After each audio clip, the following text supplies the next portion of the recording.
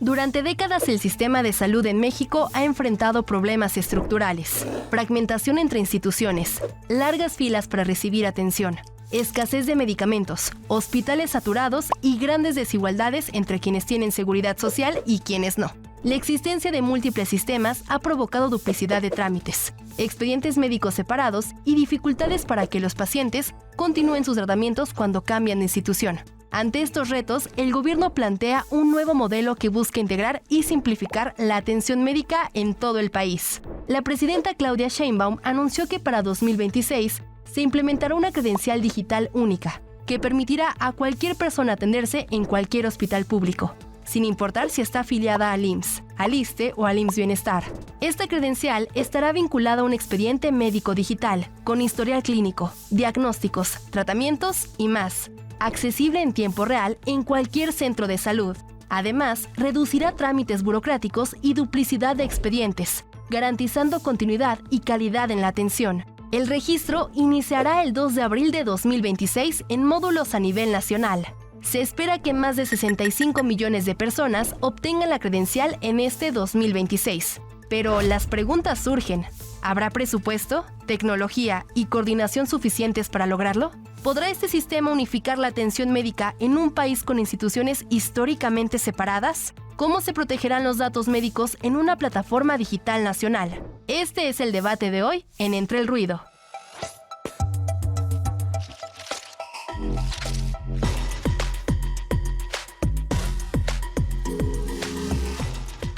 Tras décadas de neoliberalismo y un sistema de salud completamente abandonado y derechohabiencia sin tener un completo acceso a la salud y a nuestras instituciones de salud, llega esta propuesta con un cambio completamente profundo y desde raíz, ¿no? Que es la credencialización de un sistema de salud para que cada uno de los mexicanos, mexicanas puedan tener un expediente digital y que además se puedan atender en cualquier institución pública de salud del país a cargo del gobierno federal.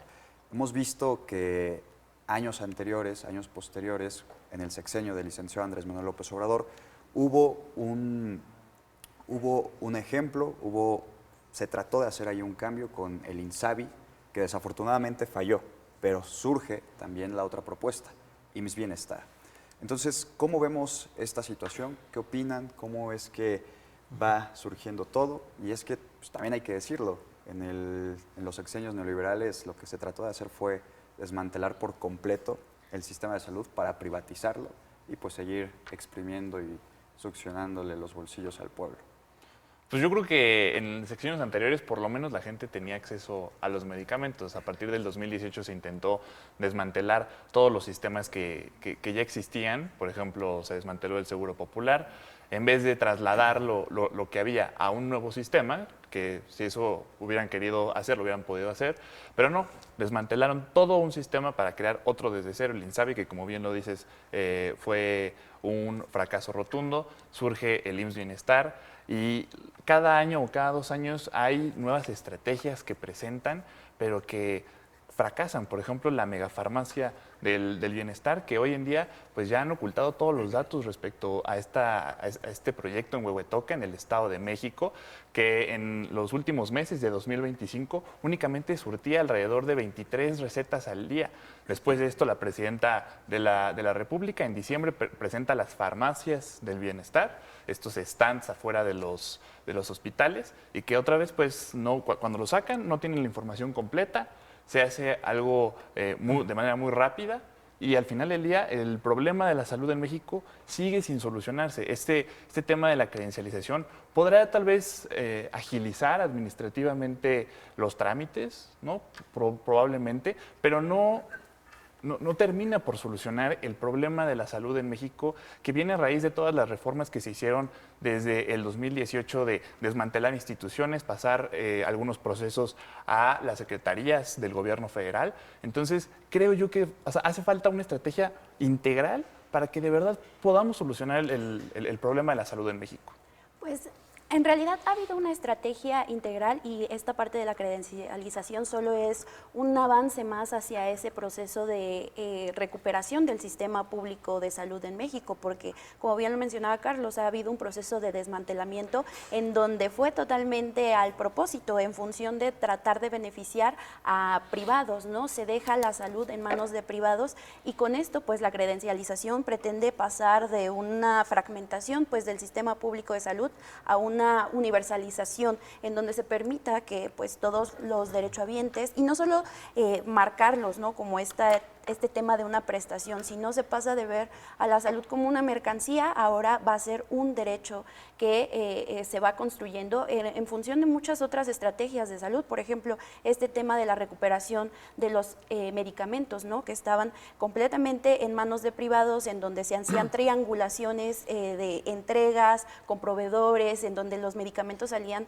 aún más caros, ¿no? Y el Estado tenía que pagarlos, y aún así no había un real abasto, ¿no? Parte de lo que pretende la credencialización también es atender este problema de los medicamentos que en realidad pues nunca han estado en el completo acceso hacia la gente y mucho menos los que menos tienen, ¿no? La credencialización pretende también agarrar el control de los medicamentos para poder saber dónde, cómo se entregan y en qué lado se necesitan también más. Sí, yo ahí lo que veo es que la credencialización, si bien como tú comentas, es un avance porque es algo que se está haciendo, pero no atiende de raíz el problema, y yo creo que la palabra clave para entender el sistema de salud en México es universalización.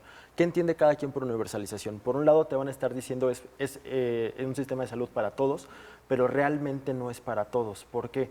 Porque estos cambios de instituciones, de pasar de un seguro popular, luego un INSABI, luego un IMSS Bienestar, lo que ha hecho es ir desmantelando el sistema en que ya no existen especialistas.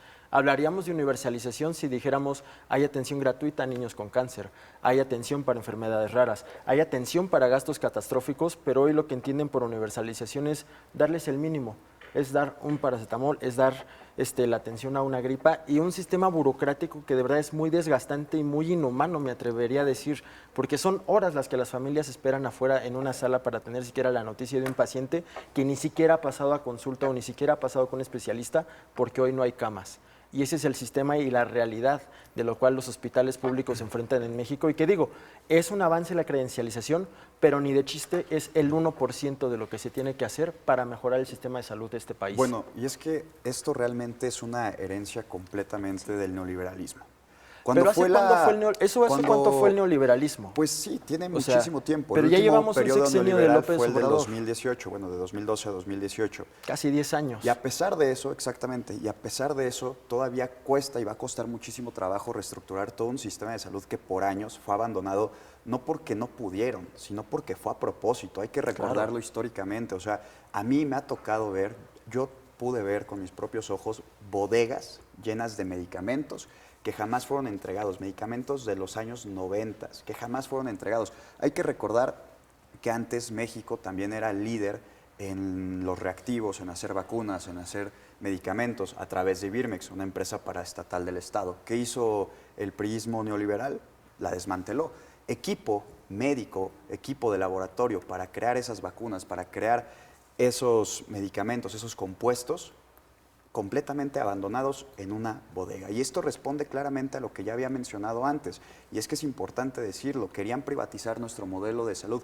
¿Qué fue lo que sucedió en la pandemia que todos nos dimos cuenta?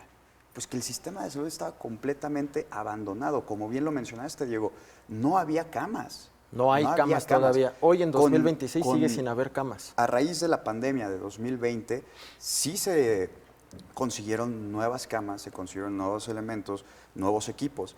Esto de la especialización que comentas también de médicos, de doctores, ya hay médicos y doctores especializados. Hubo un aumento de tan solo el 20% en este tipo de situaciones. Eso está más que documentado. La parte que dice Santiago de los medicamentos, es completamente cínico decir algo de los medicamentos cuando los priistas o familias priistas como Roberto Madrazo controlaban la distribución de medicamentos. Ellos le vendían al gobierno de México los medicamentos. A doble costo. A doble costo. Si una pastilla te costaba 5 pesos, ellos te lo vendían a 10 o a 15 pesos. Bueno, pero hoy la gente tiene que, hoy la gente Andrés tiene Manuel que López seguir Obrador. haciendo esos gastos. ¿Por qué? Porque se aparecen programas que para mí dan mayor bienestar social, como un fondo de gastos catastróficos, a meterlo todo a una sola bolsa. Y ahí es a donde yo digo, no hay especialistas. Porque ahí les va un dato, tan solo en el sexenio de López Obrador hay por lo menos, pasamos de 100,000 hogares a 300,000 casi, que tienen hoy un gasto catastrófico porque no hay un apoyo de parte de gobierno. Hoy esa bolsa no existe. Pero ¿sabes Dicen, se también le por qué invierte- no, conocemos esos datos? Porque también ha habido programas, por ejemplo, como La Clínica es Nuestra o el Salud Casa por Casa, que recuperan y que recopilan todos estos datos, esta información, para tratar desde las calles de entender cuáles son las necesidades en materia de salud de nuestro país y atenderlos. Hacen registros, hacen una serie de cuestionarios que ayudan también a entender cuáles son los medicamentos que faltan, cuáles son los principales problemas de salud de nuestra sociedad y cómo se va a atender, ¿no? También La Clínica es Nuestra recuperó un montón de hospitales cascarones que se dejaron y que se inauguraron. Bueno, hoy siguen habiendo hospitales cascarones, y los como el de está recuperando, Sinacantepec. los está recuperando ejemplo. el gobierno de la Cuarta Transformación, haciendo inversiones millonarias, en donde no solo eso, ¿no? Sino también, además de que se traen especialistas de Cuba, que también fue un tema muy criticado, se está invirtiendo en nuevas plazas para que los jóvenes puedan entrar a estudiar un especialista. Sí. Y también se hizo una contratación masiva de empleados de la salud, ¿no? Enfermeras, especialistas, doctores, que están llegando a zonas que estaban completamente olvidadas por el sistema No, pero de hoy salud se habla, que ustedes hoy se dicen habla que de esa funcionaba. inversión, pero si lo vemos en los términos reales, en los números, hoy el presupuesto que se aprobó para salud en 2026 es menor en un casi 5% al que había en 2024. Hoy la salud no es prioridad para el gobierno. Es más, la Secretaría de la Defensa recibe casi el doble de presupuesto que salud y eso nos da a entender que el gobierno prefiere invertir en armas, prefiere invertir en obra pública a cargo de los militares que en medicamentos y en camas que hoy sabemos que no existe. Otro dato, la salud mental sufrió un recorte del 13%, que es lo que afecta a los jóvenes. Los hospitales, 8%. Hoy no hay inversión en salud. Hoy lo que se de la credencialización no es ni el 1% de lo que se tendría que estar haciendo hoy en día para garantizar ese derecho a las mexicanas y mexicanos. Bueno, pero, por ejemplo, a comparación del sexenio anterior, del último año del sexenio anterior a este año con la presidenta Claudia Sheinbaum, el aumento del presupuesto a la salud sí fue una realidad. Eso no, también pero en es un términos dato. nominales, no en reales. Eso también es un dato, pero bueno, después de este corte y después de esta pausa que tengamos, volvemos a retomar el tema.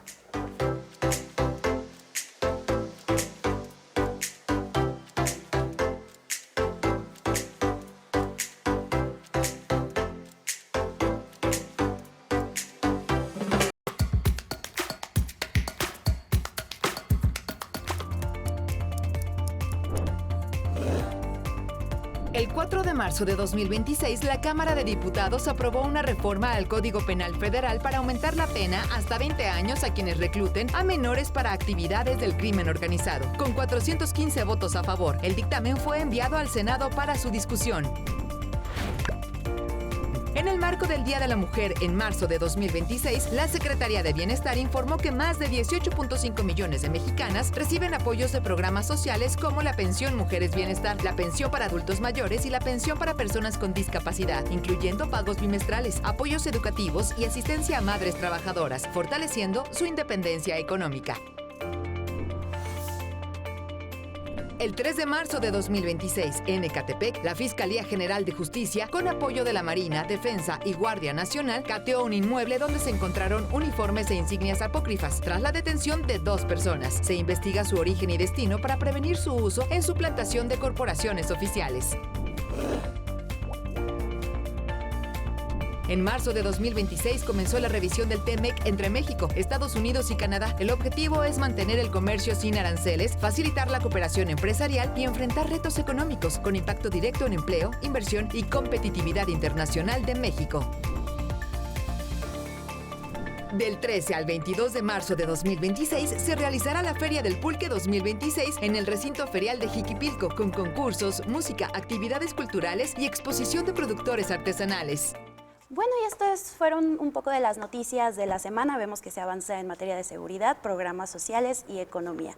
Y bueno, seguimos con la discusión. Estamos conversando sobre la inversión de la salud. A diferencia de lo que tú crees, yo y lo que argumentas, estoy totalmente segura de que la salud es parte de los primordiales elementos para este gobierno, ¿no? Principalmente porque en realidad no es que se busque invertir más en armas, en temas bélicos, ¿no? De hecho, el gobierno de la Cuarta Transformación apela a la paz y este incremento del presupuesto en las Fuerzas Armadas también responde a su participación en la infraestructura y el crecimiento de nuestro país, ¿no? Y parte de eso también fortalece el tema de la salud, ¿no? Porque son parte de las construcciones en las que participan las Fuerzas Armadas que hoy atienden en centros de salud, ¿no? Y en ese sentido, esta credencialización sin duda va a avanzar hacia el tema de la identidad de la salud mexicana, ¿no? Permitir que una persona se pueda atender en Nuevo León, se pueda atender en Nayarit, sin que le digan que no puede entrar a una clínica, a pesar de tener cualquier urgencia, que es una de las cosas que han pasado constantemente. Y bueno, también hay que decirlo, una de las noticias más recientes en cuanto a temas de salud, y que a mí me parece una gran noticia, sobre todo por cómo veníamos y lo que representaría en un futuro en un gasto público, si es que esta situación no mejoraba, es el índice que ha bajado sobre la obesidad infantil. México pasó de ser el número 2 a ser el número 8. ¿Ustedes se acuerdan cuando la oposición en redes sociales se burlaban de que ahora todos los productos iban a tener sellos y que ahora el enemigo mortal del gobierno de México era el osito de una panadería? Pues bueno, esos sellos que se pusieron en los empaques de productos han funcionado, la estrategia ha funcionado, el quitar de las escuelas públicas y de cualquier otra institución a nivel básico y básico intermedio, quitar las chatarras ha funcionado y ha llevado a esos grandes resultados. Porque hay que decirlo también, si México continuaba acelerándose en un sistema en el que no hay prevención de la salud en menores, en el futuro nos iba a salir completamente más caro el atender esas dificultades y lo que significa que es tener y padecer diabetes, ¿no? Entonces, creo que eso sí es un gran logro que se tiene que reconocer a la estrategia implementada desde el sexenio anterior, y qué mal que desde antes pues los gobiernos neoliberales, los gobiernos del pasado, los gobiernos del prianismo pusieron primero los intereses de unos cuantos antes que la salud del pueblo, ¿no? Sí, Para mí eso es un gran logro. Sin duda se puede hablar nuevamente de avances, de cosas que se están haciendo, de resultados, por supuesto, pero reitero, no es ni el 1% del gran problema que tenemos o del gran iceberg, no es ni la punta del gran problema de salud. O sea, hay mucho que hacer y mucho que avanzar. Por ejemplo, la Organización de Padres de Familia en Atención con Cáncer, o sea, ¿ellos qué les va a importar si Marinela ya tiene un sello de exceso de sodio? O sea, hay cosas realmente también importantes. Muchísimos productos de estos que comentas, de chatarra, producen cáncer. Claro, pero la atención es lo que nos importa. O sea, está bien la parte de la prevención, pero la atención no existe. No. Y, por ejemplo, yo he visto mucho, o desde hace tiempo he logrado ver cómo pues logran ciertos sectores de la oposición colgarse de esta situación tan delicada que es el tema de los niños con cáncer. Me tocó ver a mí a un señor panista, muy amigo de Margarita Zavala, esposa de Felipe Calderón, expresidente de México, organizando toda esta pues coyuntura, organizando, según él, marchas. Bueno, pero la atención no tiene que estar en esos perfiles, tiene que estar en la marcha en sí. Yo creo que ahorita los padres de familia no quieren que se vaya hacia allá. Coincido. Y la gente quiere que de hecho nosotros debatamos sobre las instituciones y el presupuesto y no sobre si vimos a tal persona en una marcha. O sea, hay cosas más importantes que la partidización de esos problemas. Y desafortunadamente estos partidos o ciertos personajes políticos de esos partidos ocupan esta tragedia para intentar desestabilizar gobiernos progresistas. Por ejemplo, algo que ha sucedido en Jalisco y en Nuevo León, donde gobierna Movimiento Ciudadano, no se han querido integrar al sistema de salud universal de la Cuarta Transformación. Bueno, no han querido gratis la atención a niños y niñas con cáncer. No han querido que IMSS Bienestar llegue a estos territorios, a estos dos grandes estados, ¿no? Eso me parece curioso, porque por una parte quieren salud, por una parte piden que el gobierno federal atienda las situaciones, pero por el otro no cooperan, no hay cooperación. Pero al final del día no se ha demostrado que el sistema de IMSS Bienestar trae mucha desorganización. Aquí en el Estado de México lo vemos, a cada rato no hay ni siquiera insumos médicos. Hace apenas 2 semanas no había hemodiálisis en todo el Estado de México. Había gente en la calle y no organizados por un partido político, por un actor. Eso no se documentó que eran familias exigiendo que se garantizaran las hemodiálisis, algo tan delicado para la gente en Tenancingo, en Toluca, en Atlacomulco, en Chalco, en Tlalnepantla. Entonces, es un problema que ellos mismos lo reconocen, es administrativo. No han logrado que el IMSS Bienestar y que el gobierno federal pueda garantizar los insumos médicos en los hospitales. Entonces, ¿de qué sirve que quieran hacer todo homogéneo si al final del día no pueden cargar con ello?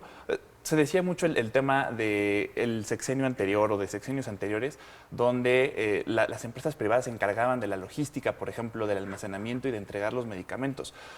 Sí era algo que sucedía, pero es algo que hoy lo podemos ver y el propio gobierno federal lo dice y lo admite. Eduardo Clark García, subsecretario de Integración y Desarrollo en el sector salud, lo admitió el año pasado, que no tienen la infraestructura suficiente para entregar, almacenar y poder garantizar los insumos médicos en todos los hospitales de este país, algo que antes se le delegaba o lo hacía una empresa privada, hoy lo quiere hacer el gobierno federal y no tiene la posibilidad, de hacerlo. Entonces, ha habido un desmantelamiento del sistema de salud. Pero una cosa es el sistema de salud y otra es la logística. Otra es la logística y el entregar el medicamento. Y si el gobierno federal no tiene la capacidad para garantizar eso, entonces, perdón, pero que se lo dejen a quienes sí saben hacerlo, a los privados, que al final del día, entre a los privados, que entre el 2013 y 2018 generaron un ahorro de 21,000 millones de pesos al poder hacer las licitaciones en como se venían haciendo desde el IMSS. No como en el 2018 que lo pasaron a la Secretaría de Hacienda y Crédito Público. Y también lo voy a decir, o sea, con total franqueza, si había actos de corrupción, ¿por qué no hay gente en la cárcel por eso? No es cierto, no hay gente en la cárcel. No hay gente en la cárcel. Al final del día, y también lo decían, en el tema de los hospitales Cascarón, y voy a cerrar con eso, el exgobernador del Estado de México que más hospitales Cascarón dejó fue Rubiel Ávila, que hoy es parte de la 4T y que no se le cuestiona eso. Entonces, al final del día, es parte de la cuarta transformación. Es parte de la cuarta transformación, como lo están diciendo. Además, qué curioso, cuando son de su lado son lo mejor y ya cuando se pasan por acá ya son terribles personajes. También ahí vemos la hipocresía. Y también ahí vemos la hipocresía con el tema del etiquetado. Claro, ¿no?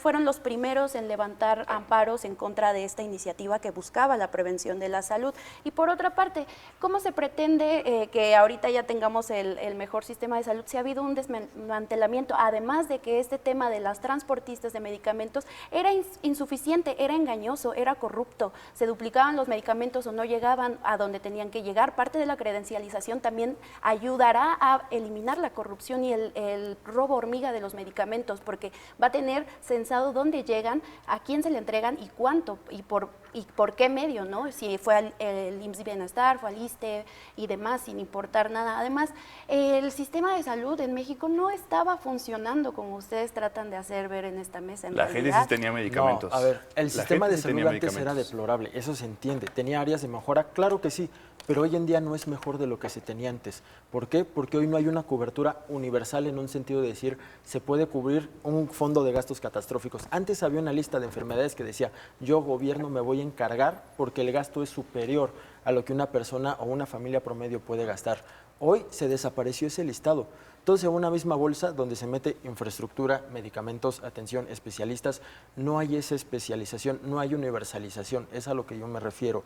Y hoy en día a la gente le está costando tanto que hoy, como empezamos el sexenio con López Obrador, al día de hoy, a un año con la presidenta Claudia Sheinbaum, se ha triplicado la cantidad de personas que han entrado en pobreza por gastos médicos. Hoy eso es neoliberal. ¿Qué es neoliberal? Es cuando el Estado no puede cubrir una necesidad básica. Y hoy la gente, al desampararse por ese fondo de gastos catastróficos, tiene que hacer ese gasto. La gente se está quedando pobre por tener que cubrir una parte que hoy su gobierno no cubre por ellos. Sí, bueno, y ya para finalizar, un último comentario que me parece importante mencionar, sobre todo porque trata de nuestro querido Estado de México, es que desafortunadamente nuestro Estado ha sido uno de los que tiene mayores hospitales abandonados. Esto herencia de los gobiernos priistas de Erubiel, de Alfredo del Mazo, y que ahora, gracias a la Cuarta Transformación, se están recuperando. Uno es el caso específico del Hospital Oncológico de Ecatepec, Y pues bueno, ha sido una batalla dura, ha sido un tema, un sistema complejo. Entonces, pues los invito a que nos sigan viendo en redes sociales, que sigamos aportando a la conversación y que nos estén escuchando próximamente en Entre el Ruido, siguiente lunes.